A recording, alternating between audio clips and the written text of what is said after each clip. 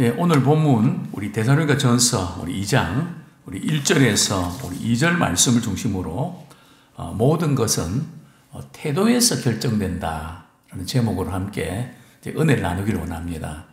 예, 모든 것은 태도에서 결정된다. 특별히 이렇게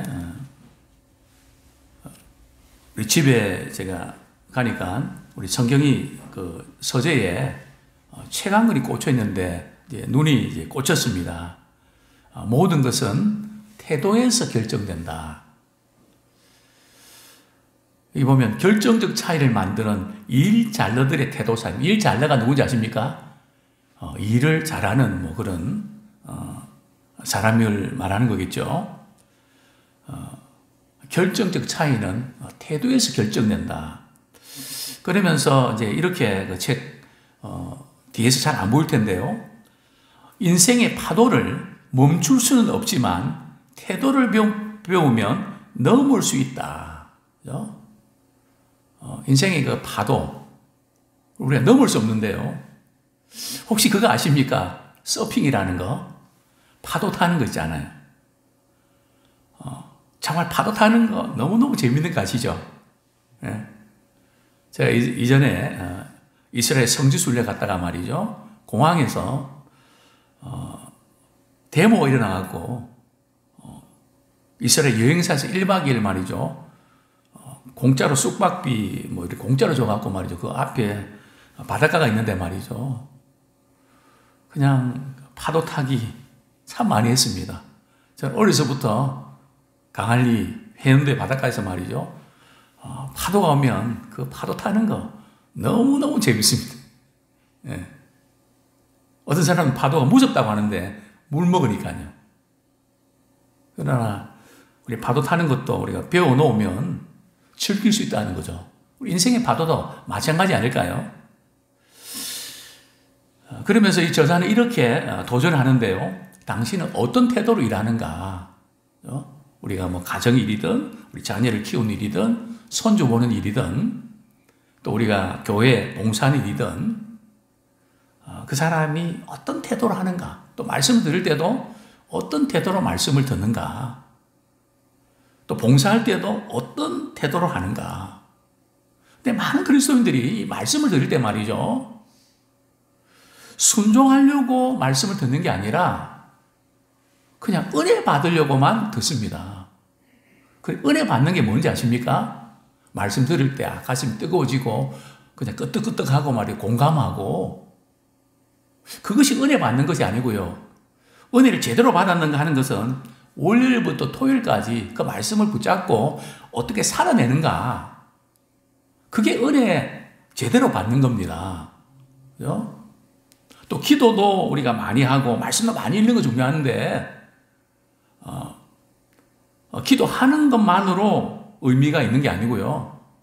또 말씀을 많이 읽는 것으로 그 자체 참 그건 중요하지만 저는 늘 그렇게 물어봅니다. 그래서 어쨌다 하는 건데 말씀 많이 읽고 우리가 어떤 변화가 일어나는데 우리 자녀들에게 말을 하는 것과 또 행동하는 것과 또 우리 주변에 있는 모든 분들에게 저분이 말씀을 많이 알아가면서 정말 변했다. 좀 그런 변한 모습. 그래서 우리는 말씀을 전하는 자라 듣는 자가 말씀 들을 때 말이죠. 에이, 뭐 말씀 어떻게 다 지킬 수 있습니까? 그러면서 말씀은 그렇지만 하고 자꾸 피해갈 것이 아니라 우리는 분명히 압니다. 말씀에 순종해서 구원받는 게 아니고요. 우리가 믿음으로 구원받거든요. 그러나 순종하는 것은 예수님 닮고 싶어서 그렇습니다. 우리 만약 예수 믿는 사람들이 말이죠. 나 예수 믿고 구원받고 천국 가면 그만이다. 아니에요. 우린 사랑하는 사람은 닮는다 그러잖아요. 우리 예수님 믿는 사람은 예수님을 닮아가는 것이 우리 삶의 목표가 되어야 됩니다. 어떻게 닮습니까? 말씀을 통해서 예수님이 어떻게 사셨는지, 또 우리 하나님 어떤 분인지 그 태도가 바뀌어야 우리 신앙이 성장할 수 있습니다. 뭐 직장인도 마찬가지죠. 그래서 저 사람 이렇게 말합니다. 기업의 최고 경쟁력은 구성원의 태도다. 직장인들이 말이죠. 태도가 어떤 것에 따라서 달라진다는 거죠. 모든 것의 성공과 몰락은 태도에서 결정된다는 거죠. 성공하느냐 몰락하느냐는 건 태도에서 결정된다. 교회도 마찬가지일 겁니다. 또 신앙의 모든 것 역시 태도에서 결정됩니다. 그 자세가 말이죠. 말씀드리면 그냥 그대로 반응하고 한 가지라도 순종하고 배우려고 하는, 아마 이번에 우리 다니엘 기도에서 아마 새로운 찬양들 많이 배우게 될 텐데, 우리가 이렇게 새롭게 배우고 또 우리가 이렇게 좀 새로운 찬양을 우리가 부르면서 하는 영광도를 드리는 그런 기회가 되면 좋겠습니다. 야, 내 모르는 찬양인데 그러지 마시고요. 새로운 찬양 우리가 배우고 은혜 받는 태도에서 결정된다는 거죠. 자, 데살로니가 전서 2장에서 3장, 그건 어떤 내용일까요? 또 데살로니가 전서 2장, 3장의 내용은 바울이 어떤 의도를 가지고 편지를 썼을까요? 먼저 항상 말씀을 이렇게 읽어가실 때에, 또 편지를 또 이렇게 서신서 읽어갈 때에 바울이 왜 그런 편지를 썼을까? 또 우리 주님의 심정은, 하나님의 심정은 뭘까? 그냥 글로만 읽지 마시고요. 그죠? 참 하나님의 심정은 어떠실까? 또 바울은 어떤 심정으로 데살로니가 교회에 편지를 썼을까? 항상 그 염두에 두고 우리가 말씀을 대하기 원합니다. 데살로니가전서 2장, 3장을 이렇게 바울이 쓴 이유는 말이죠. 바울이 데살로니가에서 복음을 전파할 때에 유대인들이 말이죠. 바울이 복음 전하는 거 못마땅히 여겨서 그냥 폭동을 일으켰잖아요. 그래서 야손이 체포되고 마침 그 장소에 말이죠. 바울이 없어서 다행이지. 바울은 야밤에 데살로니가 시를 떠납니다. 이제 이게 조금 문제를 삼았던 겁니다. 유대인들이. 바울은 성도들을 생각 안 하고 자기 살라고 그냥 데살로니가를 그냥 도망을 쳤다. 그러니까 어떻게 믿을 수 있냐.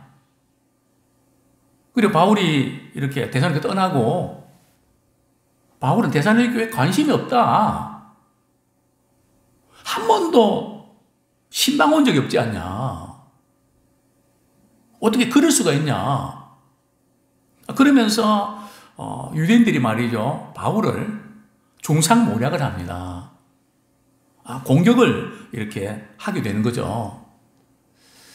그렇습니다. 똑같은 사건을 두고도 말이죠.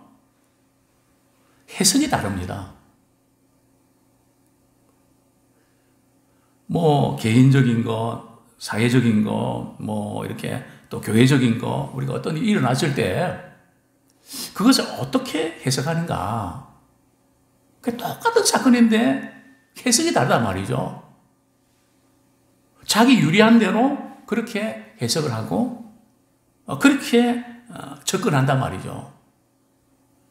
바울을 공격했던 유대인들도 마찬가지입니다. 그래서 바울은 내가 공격받는 것은 괜찮은데 바울이 복음을 전파했는데 바울이 복음을 전파한 그 진리가 회방받을까 봐 바울은 데살로니가 교인들한테 데살로니가전서 2장, 3장에서 이제 왜 그랬는지를 변호를 합니다. 자, 그래서 이제 2장 우리 1절부터 16절까지는 바울이 데살로니가를 왜 떠나게 됐는지, 유대인들이 시기하고 그냥 폭동이 일어나서 말이죠. 굉장히 이렇게 혹시 거기에 있는 성도들이 피해를 당할까봐 뭐 자신이 겁이 나서 도망을 친 게 아니고, 그래서 떠날 수밖에 없었던 그것을 이렇게 언급을 하죠. 그 다음 2장 우리 17절부터 3장 13절까지는 바울이 데살로니가 교회를 이렇게 가려고 했지만 그동안 길이 좀 막혔다. 갈 수 없는 그 상황을 이렇게 언급을 합니다.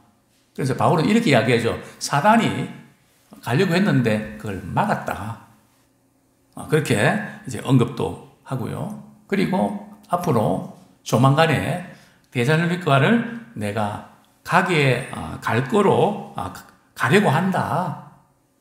그것이 데살로니가 전서 2장, 3장의 내용입니다. 그래서 이 큰 흐름 속에서 이제 말씀을 우리가 깨닫기를 원합니다. 자, 그러면서 데살로니가 전서 2장 우리 1절 말씀 같이 한번 읽겠습니다. 시작. 형제들아, 우리가 너희 가운데 들어간 것이 헛되지 않은 줄을 너희가 친히 아나니. 자, 형제들아, 누구를 가리킬까요? 우리 데살로니가 성도들을 가리키죠. 데살로니가 성도 여러분, 여기는 우리는요, 바울 일행이죠. 바울 일행이 데살로니가 교회에 복음을 전파하게 들어간 거 아닙니까? 복음 전파하게 들어갔는데 우리 복음 전파의 사역이 헛되게 끝난 것이 아니라는 것을 여러분들도 잘 알 것입니다. 참 바울이 참 이러한 언급을 하면서 얼마나 흐뭇했을까. 목회자는 교회를 섬기면서 또 우리 직분자들도 우리 교회를 섬기면서 참 헛되지 않는가, 헛된가, 이 차이가 크거든요. 그래서 헛되지 않는, 참 우리가 좀 힘들고 어렵긴 했지만 참 헛되지 않는 참 보람이 있다. 저는 우리 예람교회가 그런 교회가 되기 원합니다. 성도들이 참 헛되지 않은 것을 직접 알 수 있는, 왜요? 참 복음의 사역, 복음 전파를 통해서 말씀을 배우면서 우리가 주님을 믿고 또 신앙이 성장하니까. 참 목회자가 제일 마음이 무거울 때가 언젠가 하면 아무개는 신앙생활 한 지가 몇 년이 됐는데 특별히 이제 부부가 신앙생활 같이 할 때에 남편이 변하지 않는 그런 모습 보면 참 마음이 무겁습니다. 때로는 야단도 치고 또 권면도 하고 그렇게 하는데 늘 그냥 요지부동. 근데 어떤 분들은 이렇게 말씀을 듣고 그 믿음이 자라나는 그런 모습들이, 그리고 무슨 일이 있으면 어쨌든 자기 몸을 아끼지 않고 말이죠. 헌신하고 섬기는 벌써 그 자세가 그게 보인단 말이죠. 어떤 사람은 안 보여요. 어떤 사람은 보인단 말이죠. 그 바울이 데살로니가 교회 사역할 때 참 짧은 기간입니다. 그 짧은 기간이었지만 그냥 바울이 데살로니가 도망을 치면서 끝난 게 아니라 그 바울이 전한 복음을 말이죠. 그 성도들이 그 깨닫고, 또 바울은 데살로니가 교인들이 자신이 전한 복음을 어떤 마음으로 전했는지를 그들은 잘 알고 있었다는 거죠. 유대인들처럼, 거짓 사도들처럼 악한 동기로 자신의 어떤 유익과 앞으로 이렇게 하면 나한테 도움이 되고 뭔가를 깔고 말이죠. 우리 신앙생활은 뭔가 섞여 있으면 안 돼요. 그죠? 깨끗해야 됩니다. 순도가 높아야 됩니다. 우리 주님이 우리를 무조건적으로 사랑해 주셨던 것처럼. 제가 여러 번 그런 말씀을 좀 드렸습니다. 사업을 하시는 분들은 항상 이렇게 기브 앤 테이크가 있거든요.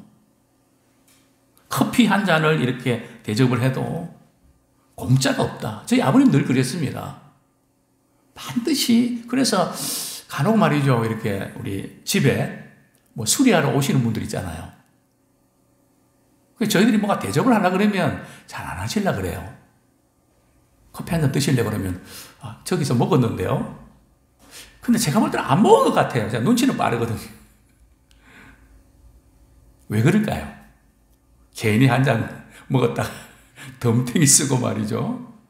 뭐 요구하고 이러면 불편하니까 아예 안 먹고 안 해주는 게 낫지. 혹시 그런 건 아닐까요? 아니라고는 말 못할 것 같아요. 뭔가 있는 것 같아요. 그래서 저희 아버님이 늘 그러셨습니다. 나는 사업할 때 우리 주님이 날 위해서 십자가 지실 때 무조건적으로 사랑해 주셨던 것처럼 나는 그렇게 거래처에 있는 사람들 대할 때 처음에는 저분이 지금 수가 높은 거 아니냐, 고수다고 생각하고 경계를 한답니다. 그러나 계속해서 그렇게 대하면 나중에는 굉장히 이렇게 새롭게 받아들이고 관계가 형성된다는 거죠. 그래서 우리는 어떤 뭐 때문에 이게 없어야 돼요. 때문에 잘하면 안 되고요. 그냥 잘해야 돼요. 뭘 깔고 말이죠. 앞으로 뭐 이래 되면 어떤 걸 가지고 말이죠. 계획을 딱 세워서 말이죠. 그런 경우는 반드시 탈이 나거든요. 또 시험에 들어버립니다. 바울은 데살로니가 교인들에게 우리가 순전한 동기로 복음을 전하는 거 여러분도 아시지 않습니까? 그렇습니다. 그들이 예수님을 믿고 하나님 자녀가 되고 참 신앙이 성장해서 말이죠. 주변에 있는 많은 사람들에게 본이 되는. 그래서 우리가 여러분에게 찾아가서 복음 전할 때 그 모든 과정들이 힘든 것도 있었지만 헛되지 않은 줄을 여러분들이 알고 있지 않습니까? 참 얼마나 아름다운 그런 관계인지 다시 한번 도전을 받게 됩니다. 자, 그 다음에 두 번째 말이죠. 바울이 이제 어떤 상황 속에서 데살로니가에 복음을 전했는지 그 배경, 그것을 바울은 언급을 합니다. 우리 2절 말씀 같이 읽겠습니다. 시작. 너희가 아는 바와 같이 우리가 먼저 빌립보에서 고난과 능력을 당했으나 우리 하나님을 힘입어 많은 싸움 중에 하나님의 복음을 너희에게 전하였노라. 바울이 데살로니가에 이렇게 복음을 전하러 갔을 때 그 전에 어떤 일이 있었는지 아십니까? 우리 마게도니아 그 성 안에 말이죠. 빌립보도 있고 데살로니가도 있거든요. 그러니까 서로 이 빌립보와 데살로니가 이 시는 가깝기 때문에 무슨 일이 일어나면 서로가 소식을 잘 압니다. 네, 데살로니가에 오기 전에 바울은 어디서 복음 전하다 고난당했다고요? 빌립보에서. 자, 어느 정도 고난을 당했는지 아십니까? 우리 사도행전 16장, 우리 19절 한번 보겠습니다. 사도행전 16장 19절.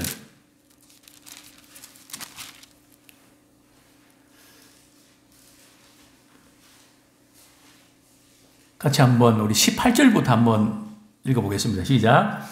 이같이 여러 날을 하는지라 바울이 심히 괴로워하여 돌이켜 그 귀신에게 이르되 예수 그리스도의 이름으로 내가 내게 명하노니 그에게서 나오라니 귀신이 즉시 나오니라. 여종의 주인들은 자기 수익의 소망이 끊어진 것을 보고 바울과 실라를 붙잡아 장터로 관리들에게 끌어갔다가 바울이 빌립보에 가서 말이죠. 귀신 들린 여종 하나를 만나는데 그 귀신 들린 여종이 말이죠. 점을 쳐서 잘 알아맞히는 쪽집게 점쟁이였습니다. 근데 바울이 말이죠. 그 귀신을 예수 이름으로 내쫓아 버리니까 영발이 떨어져 갖고 말이죠. 이게 점을 쳐도 안 맞네요. 그러니까 사람들이 말이죠. 그렇게 밀려왔는데 툭툭툭툭 떨어진단 말이죠. 수익이 떨어지니까 주인이 말이죠. 매상이 그냥 점점 줄어드니까 열받은 거죠. 그래서 바울과 실라를 말이죠. 이제 고발하면서 우리 22절에 보면 말이죠. 무리가 일제히 일어나 고발하니 상관들이 옷을 찢어 벗기고 매로 칠하여. 지금 바울은 로마의 시민권을 가진 사람입니다. 로마의 시민권자는 유죄 판결이 나지 않은 상태에서는 감옥에 가둬도 안 되고요. 더구나 매를 가해갖고는 나중에 큰일 납니다. 근데 바울은 지금 그런 수모를 당했거든요. 내가 지금 로마 시민권자인데 그걸 내세우면 관리들이 말이죠. 잘리는 그런 잘못을 했습니다. 그것도 옷을 벗겨서 말이죠. 매를 치고 그러면서 바울 신라가 감옥에 이렇게 갇혔는데 깊은 감옥입니다. 그 발을 착고에 채우고 말이죠. 근데 이런 가운데 바울과 신라가 어떻게 합니까? 감옥에서 찬양하고 기도하죠. 특별히 하나님의 특별한 은혜와 사랑 가운데 옥문이 열리지 않습니까? 쇠사슬도 다 묶인 것들이 풀리고 말이죠. 그 간수가 막 눈 떠보니까 옥문이 열렸네요. 어차피 죽을 거 자결하려고 하니까 안에서 무슨 소리가 들리면서 말이죠. 그렇게 하지 말라고. 우리 여기 다 있다고. 어떻게 하면 구원받을 수 있겠습니까? 주 예수를 믿어라. 그리하면 너와 내 집이 구원받으리라. 그 유명한 말씀을 전하지 않습니까? 자, 바울이 이렇게 심한 매와 고난을 당했으면 우리 같으면 말이죠. 한번 그렇게 당했으면 좀 쉬다가 조금 이래 그냥 마음 추스리고 그리고 대사령에 가서 복음 전하면 되지 않습니까? 근데 바울은 그렇게 하지 않습니다. 빌립보에서 그렇게 매 맞고 고통당하면서 말이죠. 곧바로 대사령에 갔던 겁니다. 왜요? 복음 전파하기 위해서. 바로 이제 이 부분.